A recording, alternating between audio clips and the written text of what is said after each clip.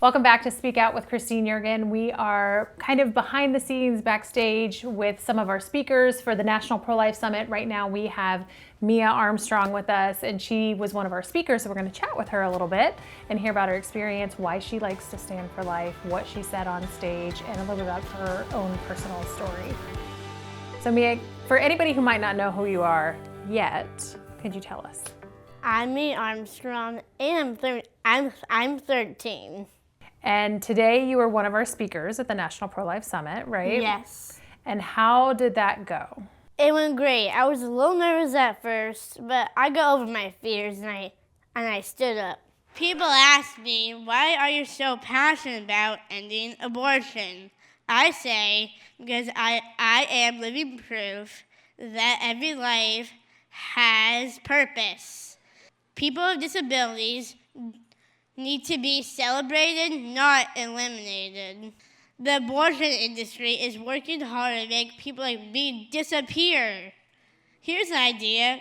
Why don't we make them disappear instead? And there's something that you said when you were on stage. You Yes. said when doctors found out that you had Down syndrome, that they said, what did they say to your mom? These 3 words, I'm so sorry. And what is your reaction to that? Well, they should be sorry.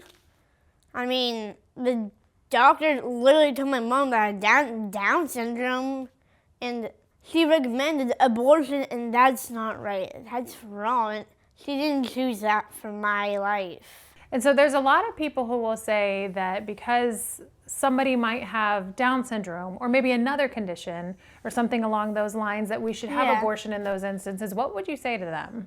First of all, you are wrong. You need to rise up and fight for your baby's life.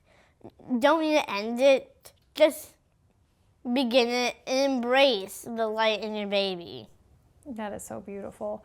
So Thank you. You're 13 years old. That's pretty young to be an activist and fighting for anything. You know, a lot of 13-year-olds are in their phone or they're playing video games or something along those lines. Yeah. But you are actually out there speaking to thousands of people today because on this issue that is very important to you and near and dear to your heart. How are your friends when it comes to this? Do you talk to them about it? Are they like super proud of you? What do your friends say? My friends say that I'm a kind-hearted person, and my friends speak proudly of me. So tell me a little bit about Mia, the person, kind of behind Mia, the activist. What are your favorite things to do in your free time?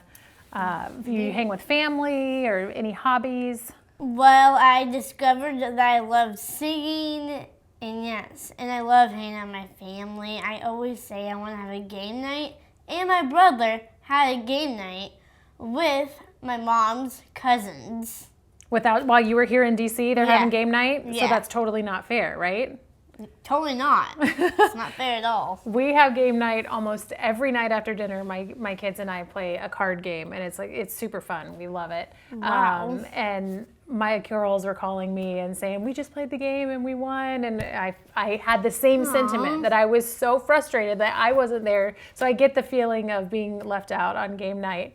What are some of your favorite things outside of game night to do? What are some of your hobbies? Singing or Right. swimming. So singing, what do you like to sing?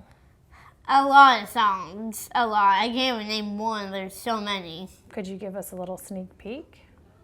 Or is that too on the spot? Well, I will give you one song that I like. Brozone's Back, and that's from the new Trolls movie that I watched. And also Better Place. Trolls is a good one. They have a really lot of great is. songs. You can't watch that movie without dancing. Seriously. Yeah. There's always just something in there. So when it comes to this issue, talking about life, do you have other people who also have Down syndrome who speak out with you, that you have a community, that you guys are all talking about this and fighting back? Because we do see in other countries that, you know, people will promote abortion because of somebody having a condition, which is really unfortunate. And it's not just Down syndrome, it's other things. It's Like sex selection or autism whatever. something, yeah. So do you have friends who also speak out too?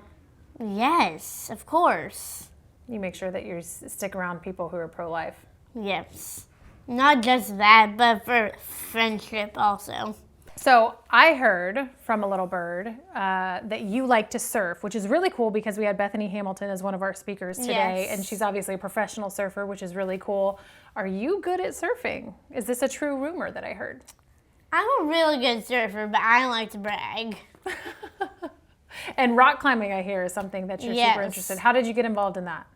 I don't even remember, but if you need to know this, your hands might hurt. Are they? You have to put the chalk on your hands? Oh, I don't put chalk on my hands. You don't? No. You just do it Bare. gung-ho, bare hand? Yeah. With the what's it called that you put on? You have to wear it? I can't even, a harness. Harness. And then they have the carabiner and they lift you. I don't know if I'm even saying the words right. It's okay. You've been involved in activism kind of all over, not just here in the United States. The Down syndrome population is actually dwindling because people are pushing abortion so hard when there is a Down syndrome diagnosis. Can you tell me anything about what's happening in other parts of the world?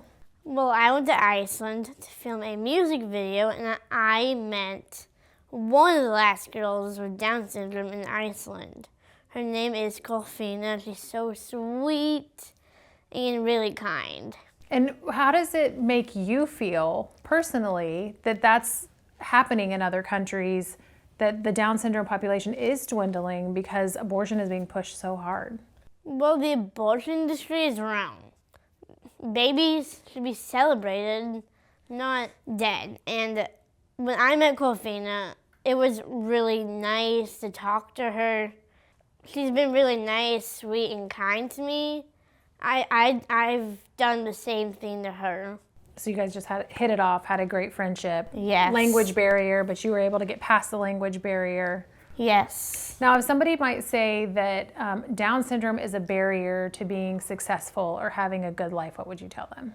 Down syndrome is not a disability. It's a different ability.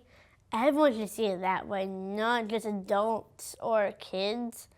All of them, all of the generations, and people should know. And you, I'm guessing, think that you probably have a pretty dang good life. Thank you. And do you have fun doing what you do when you're advocating for life? Yes. Yeah. Well, Mia, thank you so much for joining. It has been an absolute pleasure to talk to you. You kicked butt out on the stage today. Thank you. You were actually really funny. I don't know if anybody told you that, but you had a lot of little one-line zingers in there. Everybody's like, she's spicy. I am. You are. You did fantastic. Love this month, Thank you. and I am so, so proud of you. Thank you. Thank you so much for joining. You're welcome.